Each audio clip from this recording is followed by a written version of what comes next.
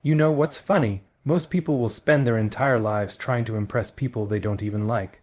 They'll wake up every morning already thinking about who they need to please today, their friends, their boss, their followers, even complete strangers on the internet.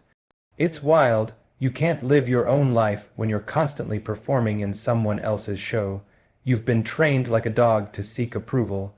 Good grades mean you're smart. Good looks mean you're valuable. Good likes mean you matter, and it never ends because the moment one person validates you, you're already chasing the next one. That's the prison of validation, invisible, comfortable, and deadly.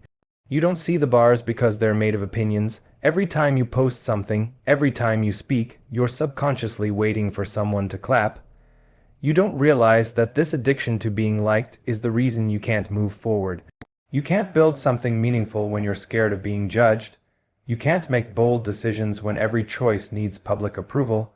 Validation kills creativity. It kills risk-taking. It kills authenticity. Look around, everyone's performing. They don't even live for their own standards anymore. They live for reactions. They'll buy things they can't afford, post pictures that don't reflect reality, and pretend to be happy just to get a quick dopamine hit from someone else's thumbs up. It's pathetic, and the worst part, deep down they know it's fake, but they keep doing it because that little hit of attention is easier to get than real self-respect. Think about how many times you've held back from doing something because of fear of judgment, fear of looking stupid, fear of failing publicly. That fear doesn't come from logic, it comes from conditioning. You've been taught since childhood to measure your worth by what others say about you. Parents, teachers, friends all telling you what's right, what's wrong, what's acceptable. They meant well, but they created a cage. You grew up thinking the goal of life was to fit in, but fitting in is just another word for disappearing. You don't owe anyone a version of yourself that makes them comfortable. You don't need your family's approval to chase your dream. You don't need your friends' permission to change. The day you stop asking for it is the day you become free. Because when you truly stop caring what people think, you stop living reactively and start living intentionally. Your actions stop being about avoiding criticism and start being about pursuing truth. I remember when I first started putting myself out there, everyone had something to say. Who does he think he is? He's too young. It'll never work. And if I'd listened, I'd still be stuck in the same cycle of mediocrity they're all trapped in. The truth is, people will always project their own limitations onto you. When someone says you can't, what they really mean is they can't. Most people criticize from the sidelines because they don't have the courage to step into the arena themselves. That's why I say, validation is poison disguised as praise. It feels good for a second, then it makes you dependent. You start chasing it like a drug. You post something, it doesn't get enough likes, and suddenly you feel empty. You have a great idea, but no one claps, so you doubt yourself. You're literally outsourcing your happiness to people who don't even think about you tomorrow. Isn't that insane? Let me ask you, when was the last time someone's opinion paid your bills?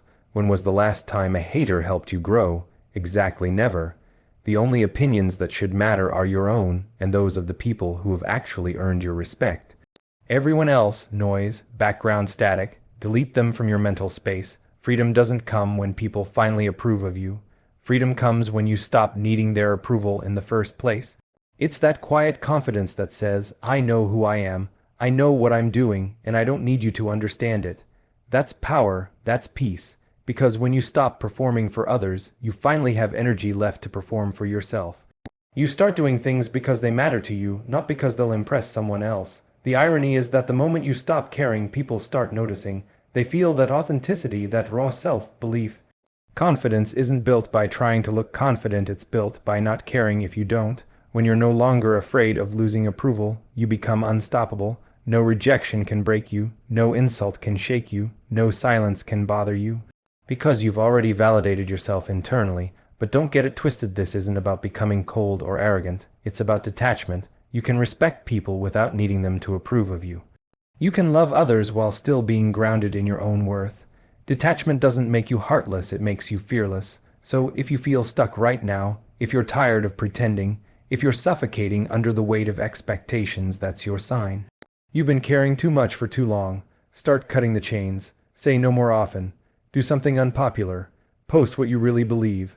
Fail publicly and smile about it. Every act of defiance weakens the prison walls. Because at the end of the day, the people judging you, they're just scared you'll do what they couldn't. They want you to play small so they can feel safe, but you weren't built for safe, you were built for impact. And impact requires courage, the kind that only shows up when you stop caring about being liked. So let them talk, let them misunderstand, let them doubt, none of it matters. The only approval worth chasing is your own. And when you finally stop caring about their opinions, that's when you start winning, not because the world changed, but because you did. You'll never really win until you learn to let go. That's the paradox. The moment you stop needing something, that's the moment it starts coming to you.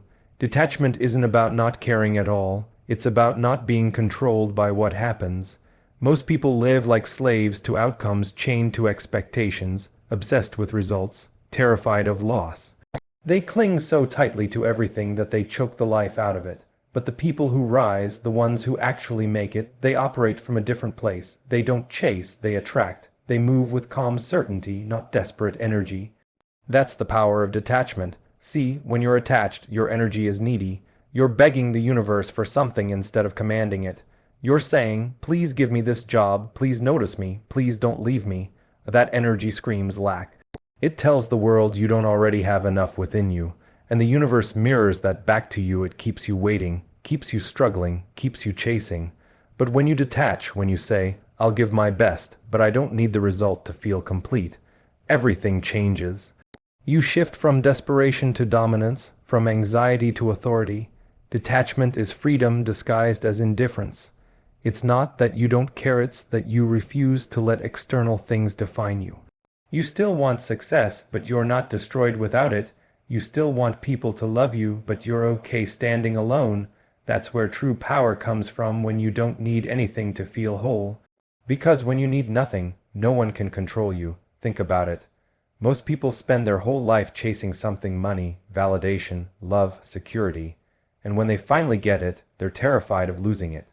So they start making weak decisions, they settle, they play small, they start compromising their standards just to hold on to what they've got. They stop growing because they're scared to let go. That's what attachment does. It makes you protective instead of progressive. But detachment, it's dangerous in the best way. When you stop caring about losing, you start taking risks that actually move the needle. You make bold moves because you know you'll be fine no matter what. You walk into rooms with quiet confidence because you're not there to impress anyone. You're there to express yourself. That's magnetic. That's rare. People can feel that energy. It's unshakable. When you're detached, failure doesn't scare you anymore. You see it for what it is: feedback. You stop interpreting rejection as a sign that you're not enough. Instead, you see it as redirection. You stop trying to control outcomes and you focus on controlling effort. That's the only thing you ever truly own: your effort, your discipline, your mindset. Everything else is noise. And the beautiful thing is, when you let go of control, you actually start gaining it. Because you stop reacting emotionally to every tiny thing. You stop being thrown off by every setback. You start operating from a place of calm clarity. Detachment doesn't make you careless, it makes you dangerous, because you can't be manipulated by fear anymore. When you're attached, fear owns you. You're scared of losing what you have or not getting what you want. But when you detach, you realize you can lose everything and still be fine. You realize your value doesn't come from what you have. It comes from who you've become. That's when the game changes. That's when you stop playing defense and start creating on offense. People mistake detachment for coldness, but it's actually love, pure love. Because when you detach, you love freely. You give without expecting anything back. You do what you believe in without obsessing over the outcome. You create because it fulfills you, not because it validates you. That's the highest form of living. Imagine how light you'd feel if you didn't have to constantly prove yourself, if you didn't need to control every situation, if you weren't afraid of losing what was never really yours to begin with. That's what detachment gives you: peace. You stop fighting the current and start flowing with it. You start trusting that what's meant for you will find you, and what's not meant for you will fall away. That's not weakness, that's wisdom, because when you force things, you push away opportunities. But when you trust and act with purpose, things start aligning naturally. The truth is, detachment is a skill. It's not something you wake up with, it's something you train. You train it every time you face disappointment and don't spiral. You train it every time you fail and still keep showing up. You train it every time you say, I'll give everything I have, but I'll be okay either way. That mindset turns you into a weapon, because no one can use your fears against you when you've made peace with them. Think about the most successful people you know. They all have one thing in common: calm. They move slow when everyone else is panicking. They don't get caught up in drama. They don't chase trends or approval. They know who they are and where they're going. That's not arrogance, that's detachment. It's mastery over self, and once you reach that level, life stops feeling like a constant battle and starts feeling like a game you've already won. You want to know why most people never reach their potential? Because they're too attached to comfort, too scared to leave the job they hate, too afraid to end the relationship that's draining them, too worried about what people will say if they change direction. They'd rather stay miserable than risk uncertainty, but you can't evolve if you're clinging to what's safe. Detachment isn't about losing, it's about making space for what's next. The moment you detach from needing everything to go right, you open yourself to something far greater: peace, power, presence. You stop living in the past or the future and start living in the now. You stop trying to control every move and start trusting your own flow. That's when life starts rewarding you, not because you forced it, but because you finally stopped getting in your own way. So detach. Let go of what's weighing you down: the opinions, the expectations, the need to control outcomes. Show up, give your best, and walk away knowing you've done enough. That's real confidence, that's real freedom. The people who win in life aren't the ones who cling the hardest, they're the ones who can walk away at any moment and still smile. Because their power doesn't come from the result, it comes from who they are, and once you understand that no one can take your peace again, every day you wake up with a limited amount of energy, not just physical, but mental, emotional, and spiritual. That energy is your currency. It's what funds your goals, your growth, and your future. But most people, they spend it like idiots. They leak it into distractions, drama, and doubt. Then they wonder why they feel drained, uninspired, stuck. It's not because life is unfair, it's because they're wasting their most valuable resource on things that don't matter. Let's be real, you can make back money, you can rebuild a career, you can even repair your body. But you can't get back wasted energy. The hours you spent gossiping, complaining, scrolling, worrying, they're gone. That's the real cost of mediocrity. Not lack of opportunity, but lack of discipline in where you direct your energy. Most people are not tired because they're working too hard, they're tired because they're working on things that drain them instead of building them.